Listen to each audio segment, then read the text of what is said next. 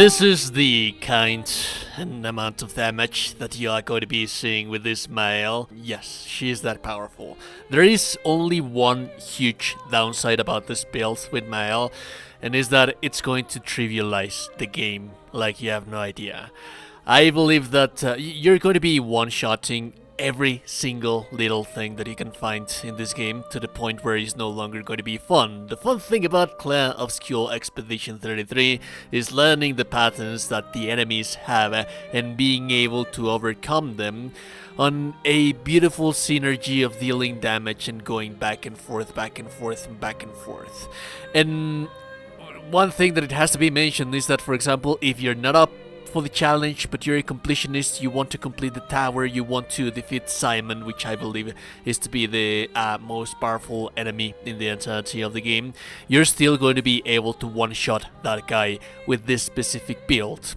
Specifically because he has like two phases. The first phase doesn't have that much health, and the second phase I believe that he has 60 million health bar.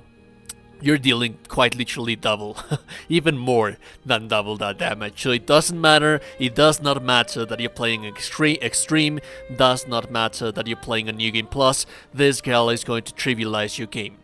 However, there is one thing that you can do to some extent bypass that and use this build. The powerfulness of this build and toning it down so that you can still find it enjoyable, like dealing tremendous amounts of damage, but still finding like some kind of enjoyment against those specific very difficult bosses. And that is what we're going to be talking about today, because I'm going to give you the base. You can even deal much more damage than the one that I'm dealing right in here, but I'm just going to give you the base of the build so that you can build on top of it to deal less or more damage depending on your needs or depending on what you want to do with this build. The first thing that you are going to need to have is going to be Medallion, which is this weapon that we have right here. How do I get it? It's fairly simple. All you have to do is that as soon as you get to the Kestrel village, you are going to be required to enter the arena tournament. If you completed the tournament with Maelle, you're going to get the weapon just because of that. However, if you did not, then you're going to go to through the hard route. Don't worry, you can still get it, but you're going to have to defeat Golgrab with Maelle. So my advice is that you wait until you're like level 80 so that you can challenge her. You have a properly established build. You can also use this build as a base and try to beat her. If you use this very same specific build that I'm using, I do have to tell you that I did it with the Jarum, which basically changes you to the Virtus stance on counterattack. So it's quite similar to it, but we want Medallion because it gives us the Virtus stance on a single turn. Like as soon as you start, you already have the Virtus stance as a base. What does this does? Well, it basically increases by 200% the damage of our next attack.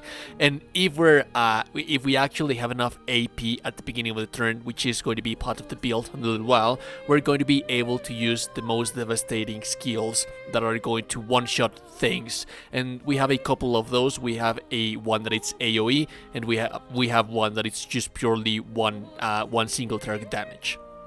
Now you will see that I am fairly high level. My Luminas are actually quite high level. However, have in mind that this is something that I'm doing to deal that tremendous amount of damage that you saw. It is not needed, it is not required. You can still reach like 10 million damage or 20 million damage as the base of the build, and you're still going to like have to require like 3 hits to kill like Simon, for example. This that I have right here is just for vanity. But there's a couple of things that you actually do need to start getting this to work. First, you are going to need to have enough AP at the start of the turn so that when you begin your turn, you have enough action points to use that specific skill that we're trying to use. And the specific skill that we're trying to use, it requires for 8 action points to be used. So on that remark, we are going to necessarily, this is what you need to have to have is going to be the Energizing Stat 1, Energizing Stat 2, and then the Energizing Turn. And this is going to be more than enough for you to start with the AP that you need. This means that you do not need the Energizing Stat 3 nor 4, so do not waste those AP points right in there. I like to have the first strike because you have to start first. If you don't have enough speed, which we are going to try to have enough speed, then this is something that you need to have. Now that is done, you're actually going to be set up. This is just going to be ways of increasing your damage. Those ways of increasing your damage are going to be up to you, and like I said, there's a couple of things that you can be doing, like handicapping yourself to increase your damage that much more. But let me give you a couple of examples. There's a huge amount of Pictos on the game, as you can see right here. Like there's a huge amount, so I wouldn't be able to go through each and every single one of them without taking like 30 minutes of a video, which is not usually my jam. So I'm just going to give you a couple of examples on how can you increase your damage. Like for example, at Death's Door, deal 50% more damage if your health is below 10%. One very good one as well is the Full Strength, 25% increased damage when you are full on health. And also Powerful Shield, increased damage per shield point on self, and you can actually have the in medias res, which is going to give you 3 shields on battle stats, meaning that this is already 3%, 30% more damage. You also have the auto shell, which is going to apply shell. It's different from shield as well, but you also have the solidifying, which is when your health falls below 50%, you get 2 more shields, meaning that if your health goes below 50%, you actually have 50% more damage. There's also the Glass Cannon, deal 25% more damage, but take 25% more damage. You have the Immaculate, 30% damage increase. You get my point. Like any offensive stuff that is going to give you more percentage in damage is going to amplify that much more. The most broken of them all is going to be Roulette. This is going to let me explain this one a little bit. Every hit has a 50% chance to deal either 50% of the weapon damage or 200 of its damage. So it's like 50% less damage or 200% more damage. This is something that you want to have because the trade-off is that you get 1 in 2 chances to basically double your damage or not, and more often than not that 200% more damage is going to outclass the times that you're not going to be dealing that much damage. So for example, this is just a rough example, please do not kill me. If you're dealing, like for example, 1 million damage, you are going to be dealing with the basic one. It's just 500k, which is going to outclass that 2 million damage that you would be dealing on difference. So in reality, the trade-off is always going to be on your side. I do want to let you know where do you get this. I do want to let you know where are you going to find this. This is the overworld map. If you go right in here, you will find the Flying Manor. By exploring the Flying Manor, you will find this Picto. I don't remember the specific location, but have fun trying to find it.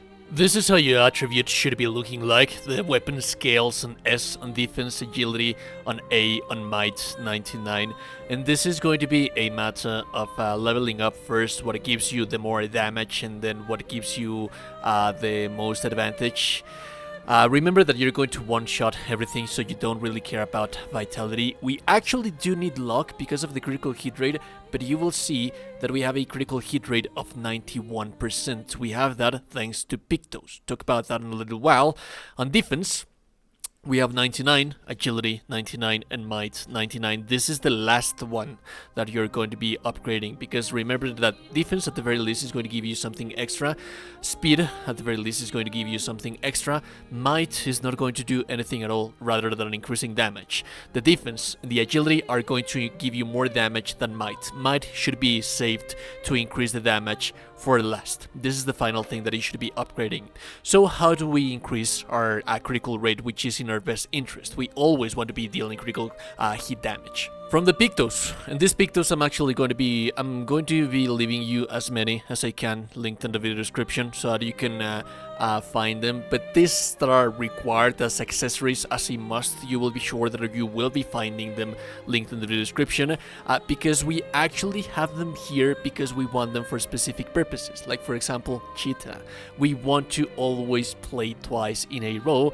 However, this is going to be to some extent overruled by Shortcut, because immediately allows us to play when falling below 30% health, and this is going to happen once per battle. So in reality, we're going to attack, we're going to have 3 turns on a row. I'll give you how is this going to work in a little while.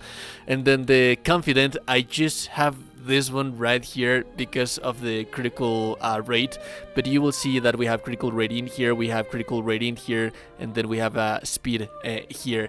If you have enough spare points as Luminas to change this to have that extra 100% critical hit rate, be my guest, we do not need the health right in here, but we do want to be able to play twice in a row. There's just 3 skills that we are going to be needing with this build. Phantom Strike, self-explanatory, this is AoE damage that you're going to be using against basically every single thing that you're going to find quite literally in the rest of the game.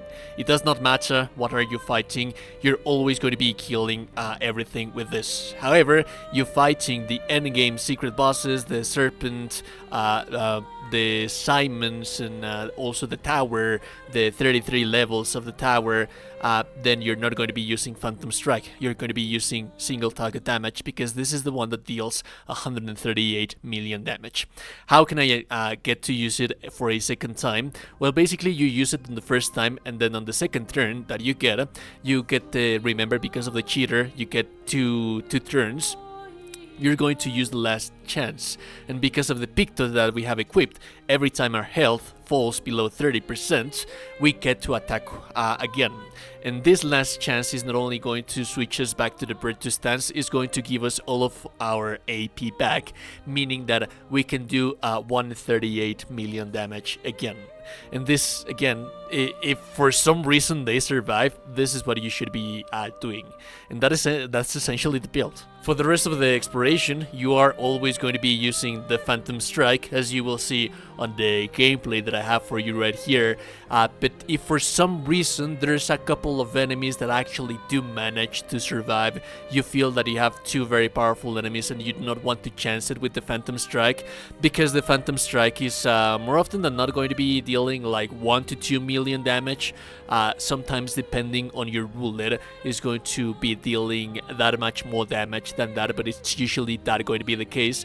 Then at that point you can be changing to Stendhal, that, remember, you can use at your leisure on demand twice per turn. If you like the content, say like and the video is super appreciated. And also today, you gorgeous and beautiful person, you are indeed a gorgeous and beautiful person. Subscribe to the channel, join the Discord. Have a beautiful day and goodbye.